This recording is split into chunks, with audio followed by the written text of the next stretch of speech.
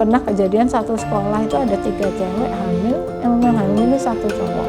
Nah itu yang mau dikeluarkan yang 3 kan nggak adil. Karena anak perempuan tuh nggak bisa hamil kalau nggak ada yang menghamili, iya kan gitu. Ya kan, jadi anak laki-laki pun harus dijaga supaya dia tidak menghamili anak orang.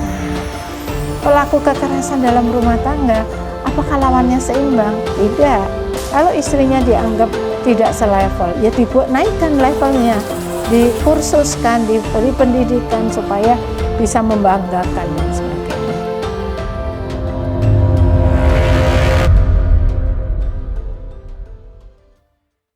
Saya Pingti Sertandari, sehari-hari saya adalah pengajar di Departemen Antropologi Fakultas Ilmu Sosial dan Ilmu Politik Universitas Erlangga. Selain itu ada beberapa kegiatan, antara lain adalah sebagai Ketua Umum BK3S Jawa Timur yang menangani layanan kesejahteraan sosial untuk disabilitas, lansia, perempuan dan anak, dan juga pemuda. Nah dari semua mereka itulah saya belajar banyak ya kepada mereka tentang apa arti kehidupan, mensyukuri kehidupan, dan arti berbagi dan memberi itu. Jadi kegiatan-kegiatan itu walaupun padat, walaupun capek, itu jadi tidak terasa karena banyak pelajaran yang didapat dari mereka. Terutama yang pertama adalah rasa syukur.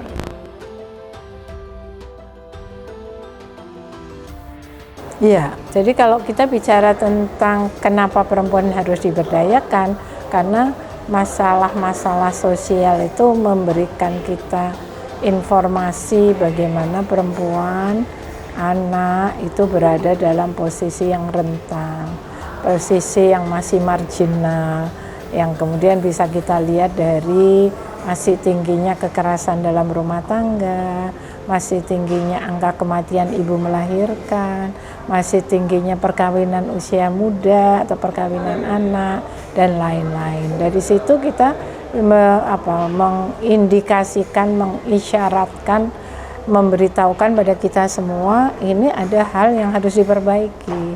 Apalagi kalau kita bicara target SDGs ya, target nomor 5 itu kan gender equality. Gender equality itu nggak akan bisa tercapai kalau masalah pendidikan tidak diselesaikan juga dengan responsif gender, kesehatan juga tidak diatasi, kelaparan, kemiskinan juga tidak dibicarakan, politik juga jauh dari responsif gender. Jadi 17 target SDGs itu menjadi PR yang harus tidak sendiri-sendiri ya. Jadi harus gender equality itu harus jadi cross cutting isunya. Jadi isu bersama yang harus dibahas di dalam pendidikan, kesehatan, mengatasi ketahanan pangan dan lain-lainnya. Nah, bagaimana cara mengatasinya? Tentu ini harus dari 2 arah ya, dari pemerintah dengan regulasi yang memungkinkan hal itu terwujud ya. Karena tanpa regulasi kita tidak ada program, tidak anggaran ya kan. Jadi kalau kebijakannya bagus tapi tidak dianggarkan ya tidak bisa dilaksanakan. Jadi dari sisi pemerintah harus ada kebijakan, program, dan anggaran responsif gender. Tapi dari masyarakat sendiri kita juga harus mengedukasi masyarakatnya. Ada 2 strategi untuk pemberdayaan, itu adalah yang pertama melalui pendidikan. Yang kedua adalah melalui pengorganisasian. Pendidikan tanpa pengorganisasian, orang itu menjadi tidak tahu bahwa dia punya teman, dia juga bisa bersekutu, bersama-sama mengatasi masalah yang kalau dia sendirian itu tidak bisa tercapai gitu. Jadi 2 cara itu yang bisa. Hambatannya ada 2 ya, hambatan secara kultural dan hambatan secara politis. Hambatan kultural itu adalah bagaimana mereka menginternalisasikan dirinya seolah-olah sebagai ya memang layak aku mengalami seperti itu. Itu yang namanya kekerasan wacana, wacana simbolik yang menggambarkan bahwa pelaku kekerasan, bahkan korban kekerasan pun mengamini gitu, karena itu seperti jadi kayak kebiasaan. Lalu kemudian dikaitkan dengan nilai-nilai altruisme, bahwa perempuan harus berkorban, harus memberikan sesuatu yang tidak bukan untuk kepentingan dirinya, tapi untuk kepentingan orang lain, untuk kepentingan keluarga. Jadi me time-nya, waktu untuk diri itu seringkali dikorbankan untuk kepentingan orang lain. Boleh kita berbagi, berbuat baik untuk keluarga, itu wajib hukumnya, tapi kan bersama-sama, ya kan, saling kan, bukan berarti terus istri itu seperti pembantu melakukan semuanya. Ya, misalnya saya pernah talk show di sebuah radio, terus ada bapak-bapak mengatakan, ya gimana nggak lihat yang lain Bu, yang di rumah aja daster kumel, bau bawang gitu ya. Terus saya tanya, Pak, mohon maaf, Bapak terakhir kali beliin daster kapan? Lalu beliin parfum kapan? Lalu ngajak makan di luar kapan? Supaya nggak bau bawang terus gitu kan. Cewek penyiarnya mengatakan, bagus Bu gitu.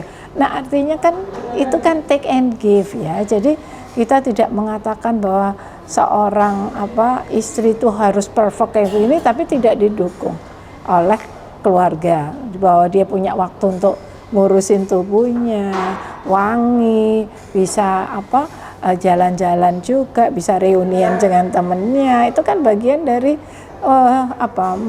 mensejahterakan juga. Kalau istrinya sehat, lahir batin, bugar, yang diuntungkan juga keluarga juga. Jadi itu yang harus pengasuhan di keluarga itu juga tanggung jawab bersama. Jadi bukan hanya kalau anaknya sukses, siapa dulu bapaknya, kalau anaknya nggak benar, siapa dulu ibunya, itu kan nggak benar. Harus dua-duanya memberikan warna, memberikan role model pada anak-anaknya.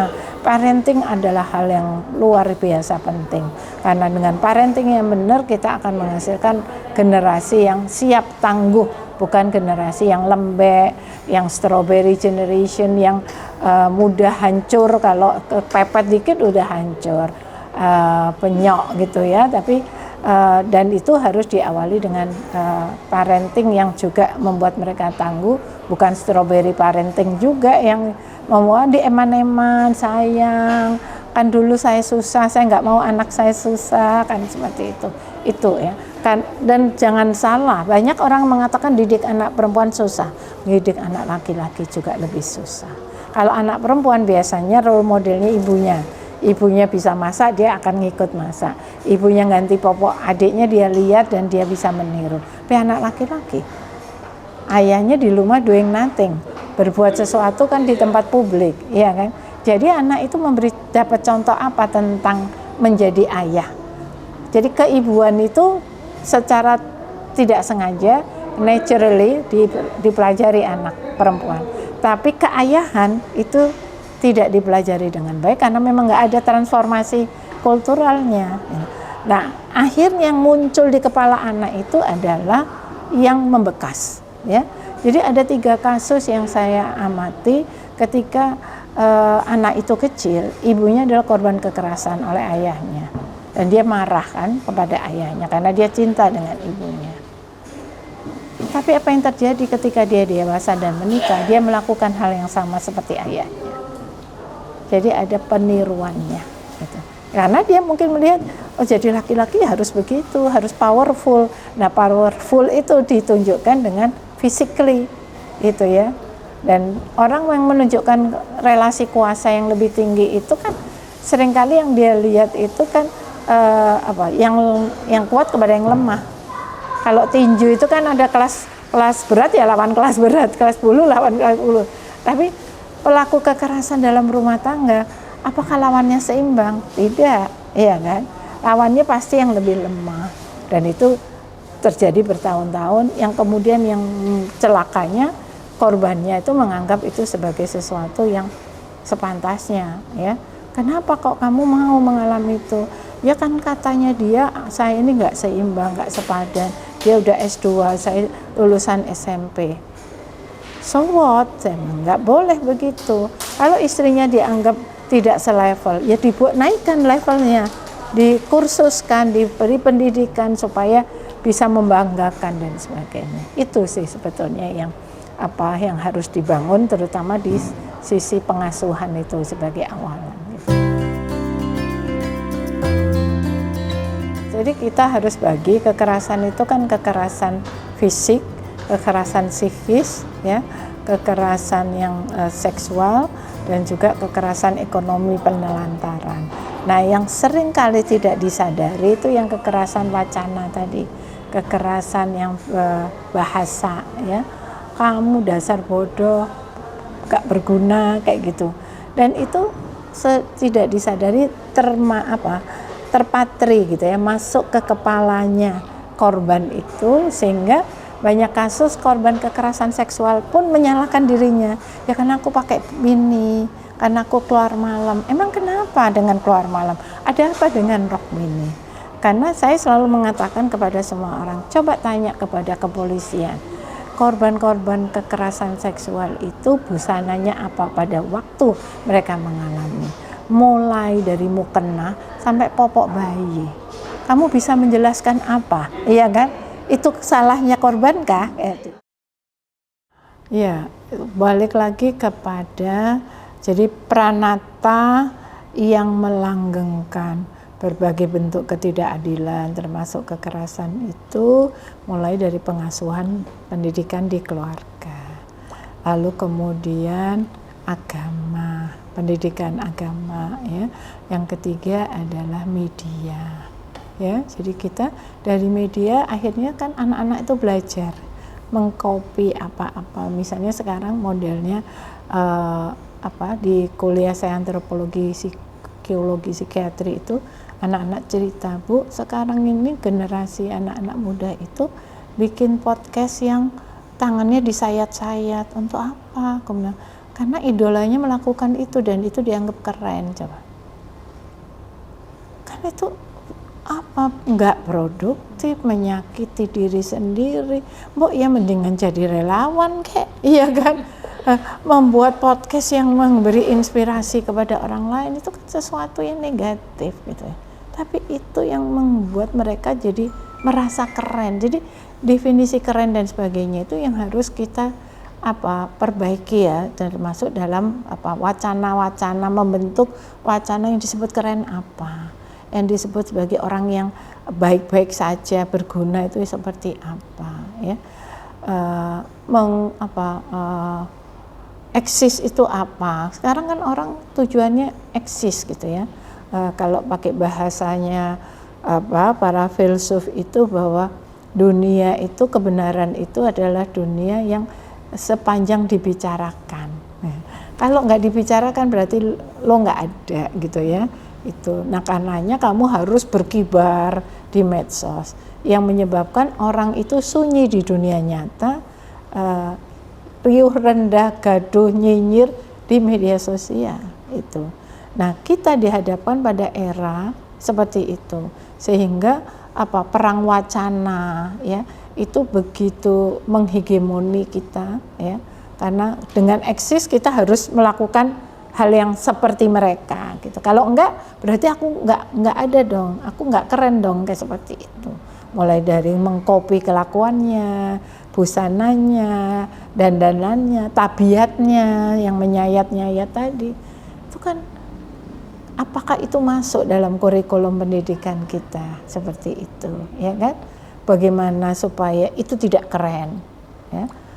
Di Cina itu yang saya dengar iklan KB-nya itu bukan hanya sekadar membatasi anak, tetapi ketika suami itu tidak melakukan kekerasan itu dianggap keren. Nah, itu artinya kan bisa dilakukan gitu ya. Misalnya juga ketika kita bicara tentang perkawinan anak, di satu sisi ada tokoh agama yang mengatakan, ya lebih baik menikah muda daripada berzina. Nah itu yang didengerin kan oleh masyarakat agamis tadi. Tapi di satu sisi kita juga bisa mendekonstruksi dengan wacana juga bahwa gendong tas dulu baru gendong anak kan gitu. Jadi bisa membalancingnya dengan yang real gitu loh ya. Pelaminan misalnya Mbak Dian dari KPI ya, sekjennya KPI itu dia mengatakan bahwa pelaminan bukan tempat bermain anak gitu. Mudah dipahami kan gitu loh. Jadi harus cari satu wacana untuk mendekonstruksi dengan yang mudah dipahami. Film-film India itu kan tujuannya untuk mengubah perkawinan anak. Jadi selalu di akhir filmnya itu, film ini didedikasikan untuk menurunkan angka perkawinan anak yang di India yang sangat tinggi dengan kekerasan bla bla bla. Jadi ada bukan hanya tontonan, ada tuntunannya. Nah, apakah film-film yang dibuat di sini, lagu-lagu yang dibuat itu ada tontonan dan tuntunannya sekaligus? Enggak gitu ya. Misalnya kayak dangdut koplo, apa sih yang ininya, tapi edukasi apa yang mau disampaikan, dan itu harus diberi kewajiban setiap media untuk tidak hanya sekedar cari sponsor sebanyak-banyaknya, membuat orang menjadi seneng dangdut, enggak masalah, boleh, tapi sisi edukasinya ada di mana gitu ya. Bahwa bukan berarti bahwa lagu klasik lebih baik dari dangdut, enggak seperti itu, tetapi kita harus memberikan masyarakat itu, baik yang penggemar dangdut maupun penggemar yang rock, sama-sama mengambil manfaat dari sisi pendidikan. Jadilah mereka komunitas-komunitas yang tidak hanya hura-hura, tapi juga peduli kepada orang lain, seperti dilakukan adik-adik bonek itu kan, mereka bagi-bagi masker waktu pandemi itu kan, sehingga citra yang rusuh dan sebagainya itu kan bisa digiring untuk kebaikan gitu.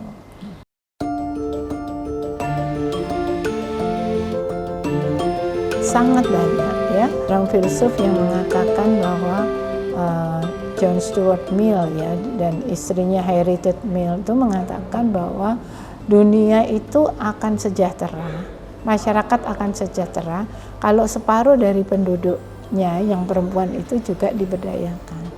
Kalau enggak, dia akan jadi beban. Kalau dia jadi beban, akan jadi beban keluarga, jadi beban pemerintah juga. Angka kematian tinggi, putus sekolah tinggi. Balik lagi ke tentang perkawinan anak. Perkawinan anak kalau tidak diatasi, dampaknya itu pada perceraian, putus sekolah, gizi buruk, stunting, ya kan, KDRT, gitu banyak. Tapi kalau itu diatasi, maka semua yang multiplier efeknya dari perkawinan anak itu bisa diatasi juga. Jadi kita mau ngomongin stunting, kalau nggak pernah menyentuh perkawinan anak, sama aja. Karena itu sumbernya gitu loh. Salah satu bahwa bukan hanya perkawinan anak penyumbang stunting ya, tetapi kalau itu diatasi maka itu akan mengurangi risiko stunting. Demikian juga dengan gizi buruk, demikian juga dengan kawin cerai. Bahkan di beberapa daerah itu mereka malah ya mendingan kawin cerai daripada perawan tua, ya kan? Anggapan seperti itu masih ada. Nah, kita menghadapi kultur yang seperti itu, mengubahnya ya harus pendekatan budaya juga gitu. Misalnya saya dengan beberapa teman beberapa kali mengangkat tentang mitos-mitos tabu dalam budaya-budaya lokal, termasuk bagaimana kita mengangkat sumber-sumber kebudayaan seperti dongeng, cerita rakyat itu untuk mendekonstruksi gitu ya. Karena ternyata cerita-cerita lama itu nggak semua yang stereotip gitu ya. Contohnya itu tentang cerita Panji ya. Cerita Panji itu kan menggambarkan bagaimana Galuh Candrakirana, Inu Kertapati itu terpisah, lalu kemudian Candrakirana itu menyamar jadi Panji tadi, yang kemudian dia akhirnya bertemu. Itu kan berarti ada keberanian, ada kekuatan, ada kesetaraan, ada simbol kesetiaan ada di situ gitu. Kan dari cerita rakyat aja kita bisa belajar banyak. Bahwa ada yang penuh stereotip, tabu, mitos, iya. Itu pun perlu diangkat juga. Saya pernah dalam pelatihan di Palembang gitu ya, berkaitan dengan pendidikan karakter itu, saya pertanyaannya satu, kalau ke sawah istrinya bawa apa, suaminya bawa apa gitu. Istrinya bawa makanan Bu, gendong anak, terus suaminya bawa parang Bu, cuman parang. Saya bilang, iya Bu, kenapa? Ya karena banyak binatang buas Bu, jadi harus menghalau di depan gitu. Sampai sekarang masih ada binatang buas? Nggak ada Bu. Lalu kenapa kok masih berlambai-lambai tangannya dan tidak membantu istrinya yang gendong anak bawa makanan? Iya ya, gitu loh. Jadi mereka sendiri harus diajak untuk membongkar nilai-nilai dan praktek-praktek yang mereka alami selama ini, ternyata ada yang sudah nggak relevan gitu loh. Dan mereka harus mengubah sendiri dengan ditunjukkan tadi seperti itu. Kalau kita mengatakan itu nggak benar, dia akan defense kan. Tapi kalau kita ajak untuk ngoncei, membahas, akhirnya mereka ketawa sendiri. Iya ya, kok aneh ya, kok kami laki-laki di depan, perempuan di belakang berat-berat gitu.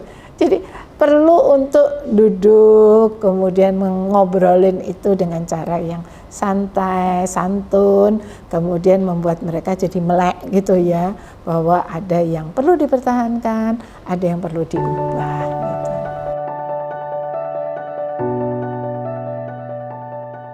Mungkin dari sono ya, dari eyang-eyang gitu ya, eyang-eyang mulai dari eyang buyut saya di Solo sana, eyang kakung saya yang kemudian hijrah ke Surabaya juga jadi aktivis yang selalu peduli terhadap orang lain gitu ya. Jadi itu kemudian ibu saya juga orang yang selalu mengajarkan otonomi, kemandirian ya.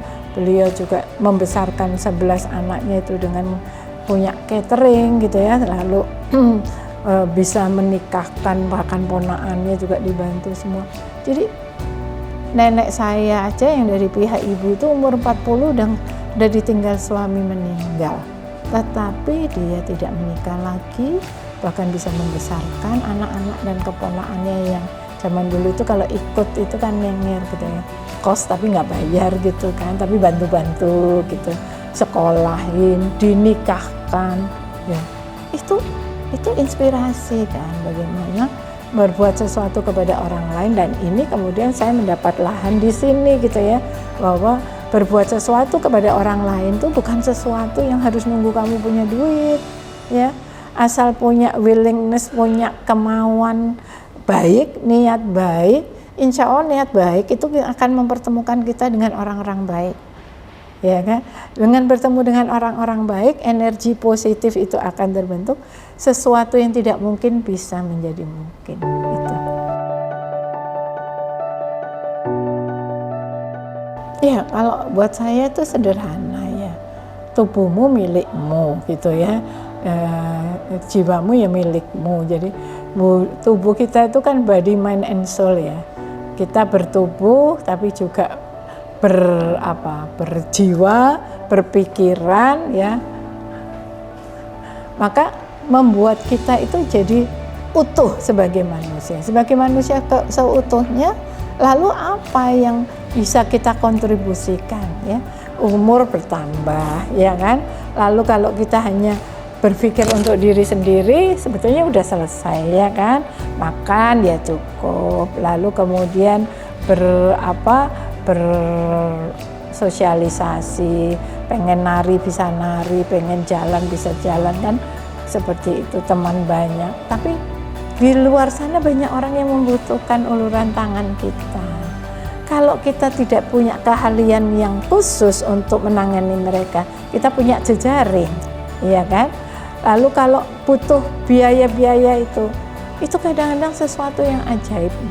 Yang tadi niat baik dipertemukan dengan orang-orang baik yang kadang-kadang nggak perlu bertemu ya, hanya modal jari-jari ya. Kalau orang mengatakan jarimu harimaumu, saya menggunakan jari itu untuk satu hari sentuhan kepada handphone saya harus sesuatu yang bermanfaat gitu.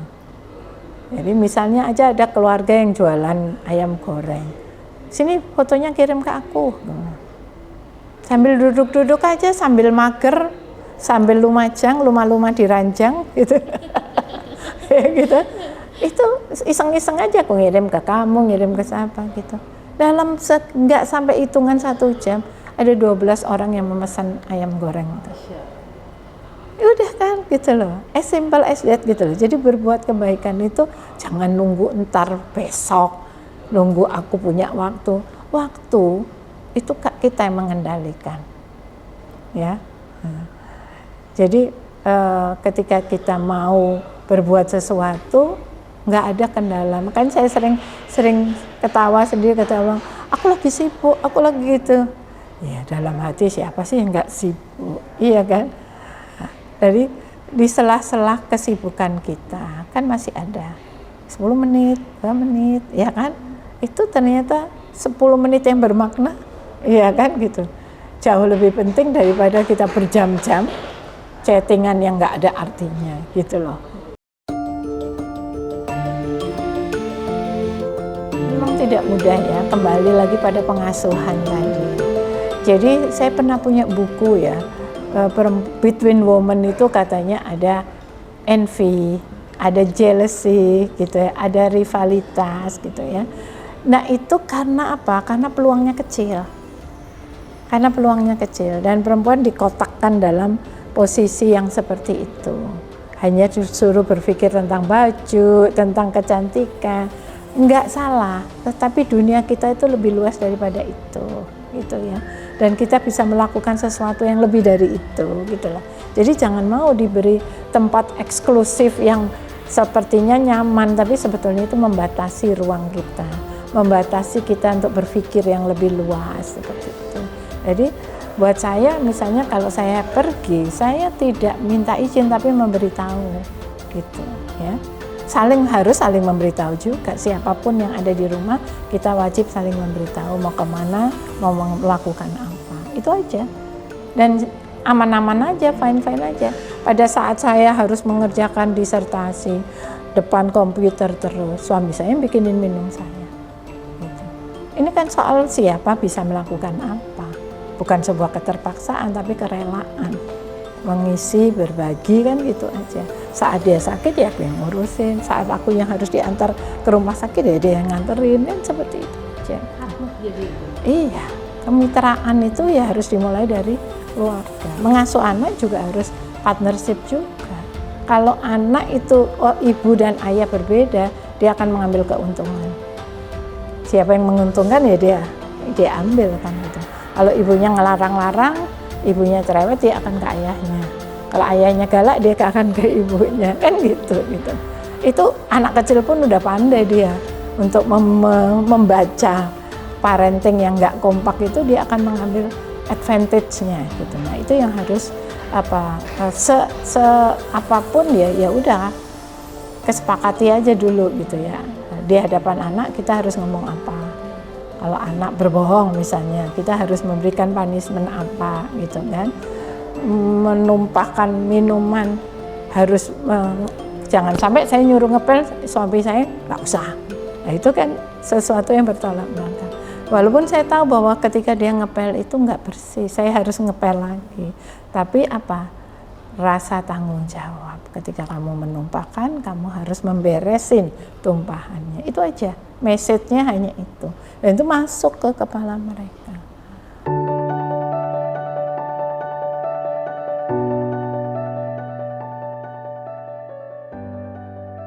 Ya tadi hukumnya harus responsif. Yang kedua ya harus ada sosialisasi terus-menerus di mana semua termasuk media tadi juga harus ikut berperan ya. Angkatlah berapa banyak sih media yang mengangkat tokoh-tokoh hebat ya. Yang diambil kan kasus ya. Kalau artis hebat nggak diangkat, artis cerai diangkat kan gitu. Iya kan? Jadi hal yang betul itu. Iya, jadi istilahnya itu kalau orang digigit anjing nggak ditulis, tapi kalau anjing digigit manusia baru ditulis kan gitu. Jadi sesuatu yang tidak lazim, yang aneh gitu. Tetapi sebuah kebaikan, inspirasi. Makanya saya selalu ketanya ke mahasiswa, hari ini atau tadi malam kamu buka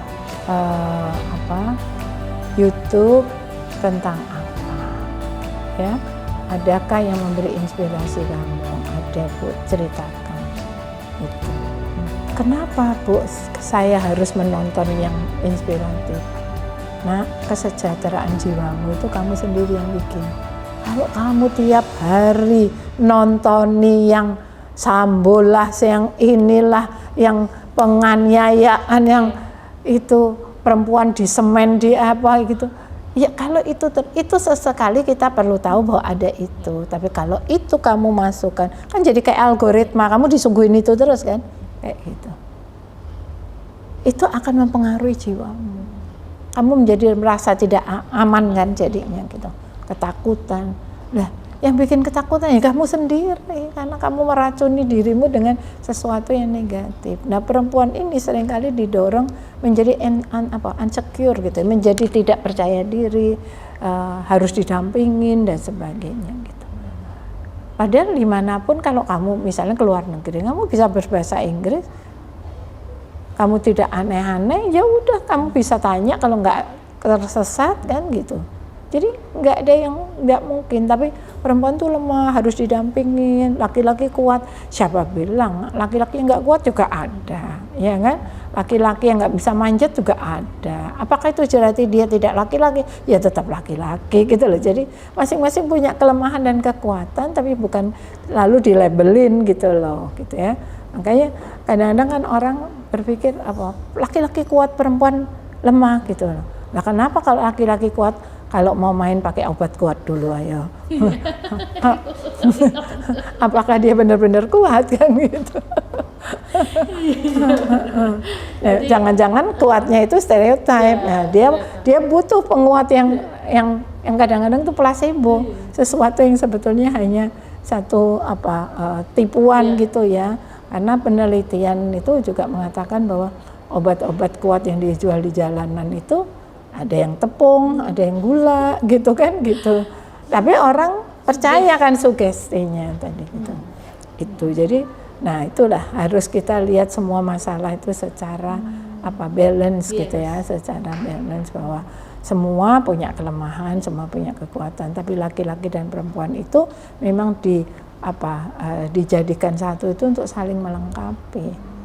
Ada suami yang sangat kuat, tapi ada istri yang perkasa juga, ya kan gitu.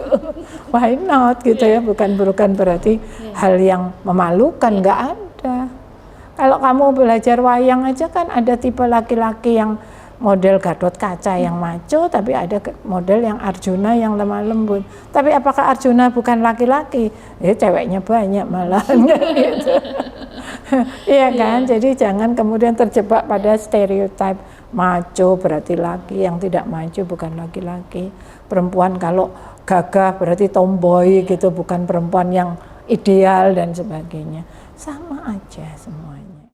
Jadi ada dokter, istrinya dokter, suaminya pelukis. Kasihan ya Bu dokter itu, suaminya enggak kerja. Padahal sekali lukisannya laku itu 20 juta. Padahal istrinya dokter puskesmas, berapa sih kan gitu. Tapi konsep kerja itu tadi itu yang harus bukan berarti kita menganggap bahwa orang harus jadi pelukis saja, ya enggak juga. Jadi itu adalah pilihan-pilihan pekerjaan dan kapan kapan suami ngikut istri, istri ngikut suami. Kadang-kadang kan harus membuat pilihan begitu ya. Ada misalnya kasus suami istri, istrinya dapat pekerjaan di Singapura dengan gaji yang lebih mahal, akhirnya suaminya resign untuk mendampingi istrinya karena untuk mengasuh anaknya. Ini nanti akan balik lagi ke Indonesia, kembali lagi. Kan kalau kesepakatan itu indah gitu ya, jadi bukan sesuatu yang memalukan, yang perlu dipersoalkan. Keluarga pun sepertinya juga pelan-pelan udah mulai mengubah ya pelabelan tentang pekerjaan laki-laki, pekerjaan perempuan gitu. Tetapi kan kalau itu kesepakatan, sama ketika suami saya membikinkan minum, itu mesti ada yang nyeletuk juga. Nggak bener tuh masa suaminya bikin minum. Nggak peduli, yang penting kan kita berdua yang sepakat gitu, itu aja. Kalau kita selalu mendengarkan apa kata orang, kita nggak akan kemana-mana, kita nggak akan maju. Capek kan mendengerin kata orang yang tidak selalu benar juga gitu. Jadi sebagai pasangan suami istri masa kini itu harusnya anak-anak generasi sekarang itu harus mengkombinasikan lah pola asuh, kemudian pelajaran yang didapat dari orang tua tentang perkawinan dengan apa yang dia pelajari pada masa kini tentang kesetaraan gender dan sebagainya. Dikawinkan, dipadukan, diambil yang baik. Saya kira itu akan menjadi pelajaran yang menarik. Pada generasi yang seperti usia anak-anak saya, cucu saya sekarang itu udah mulai berubah kok. Ganti popok segala itu udah bukan hal yang tabu, ya kan? Nyuapin bukan hal yang tabu untuk para suami. Istrinya mungkin sedang apa gitu, memberi kesempatan istrinya punya me time itu penting gitu. Karena setelah itu kan jadi sama-sama happy gitu. Kalau istrinya capek terus akhirnya kan jadi marah, sedih, maka akan merugikan juga seluruh rumah. Jadi memang harus ada keseimbangan semacam itu gitu ya. Masa suami pergi terus istri nggak boleh pergi misalnya gitu. Apa salahnya istri pergi gitu? Bahwa terus pikirannya nanti aneh-aneh itu nggak usah pergi. Kalau mau ya kan mau aneh-aneh tuh nggak usah pakai pergi. Tapi dengan pergi pun itu ternyata jadi healing, jadi ketemu temannya, bisa berbagi tips-tips untuk mendidik anak, mungkin punya masalah yang sama seperti misalnya orang tua yang anak-anaknya berkebutuhan khusus. Kalau mereka berorganisasi, maka mereka akan bisa berbagi kan gitu loh. Tips-tips nanti aku coba praktekin di rumah kan seperti itu, ternyata berhasil. Nah, itu kan keuntungan daripada dia cuman di rumah ada masalah dipikir-pikir dewe, ya kan? Jadi kadang-kadang orang punya masalah atau tidak punya masalah, tapi merasa punya masalah, dipikir sendiri, dipercaya sendiri, gitu ya. Akhirnya jadi konyol sendiri, gitu loh itu. Padahal sebetulnya nggak ada masalah. Tapi tadi karena terlalu banyak menonton yang negatif, akhirnya dia menganggap jangan-jangan anakku juga gitu ya. Sehingga ketika anaknya cuma tanya, "Ma, sabu itu apa?" Kamu apa? Kamu sudah melakukan itu? Padahal kan cuma nanya. Ya tugas orang tua menerangkan. Itu apa? Gitu ya. Oh, itu ini salah satu jenis narkotika dan itu efeknya ini. Coba kamu browsing nanti kita diskusikan. Kan lebih enak gitu daripada berprasangka ketika anak nanya tentang aborsi. Enggak apa-apa, terangkan aja.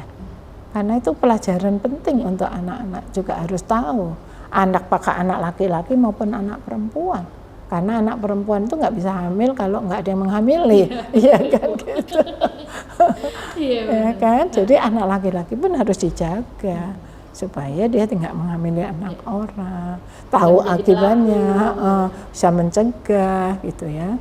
Jangan kemudian tidak mengakui gitu kan. Itu pernah kejadian satu sekolah itu ada 3 cewek hamil, yang menghamili 1 cowok. Nah itu yang mau dikeluarkan yang 3 kan nggak adil. Yang seperti itu yang harus parenting menjadi sangat penting juga untuk pencegahan ya.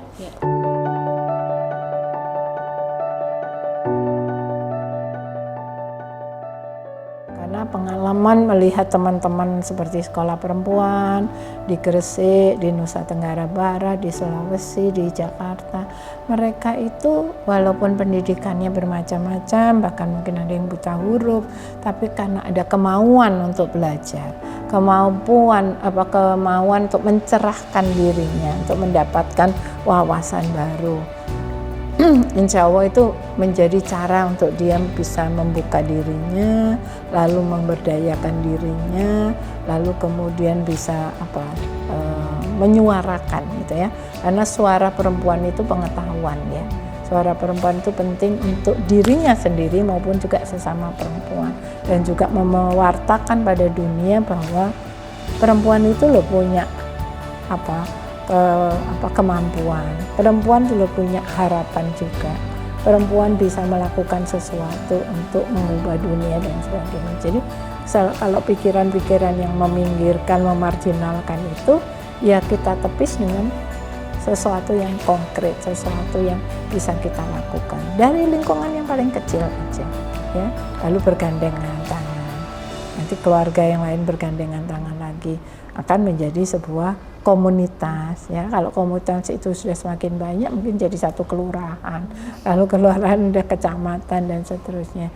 Jadi kalau cita-cita pemerintah seperti Kota Surabaya, kabupaten yang lain misalnya juga ingin mewujudkan kota ramah perempuan, kota layak anak, itu ya harus dari bawah, ya kan gitu. Kalau top down ya paling seremonial dapat, tapi secara faktualnya kan jadinya nggak dapat. Jadi harus ada satu iklim, ruang yang diberikan untuk supaya mereka bisa melakukan itu.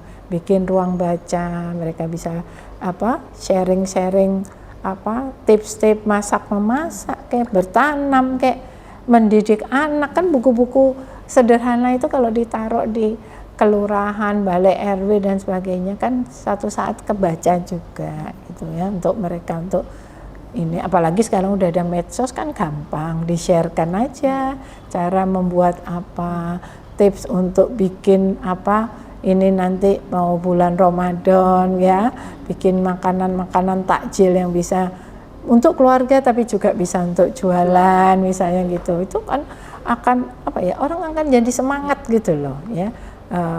Ternyata aku bisa. Ternyata laku. Ternyata aku bisa memberikan pekerjaan ke orang lain.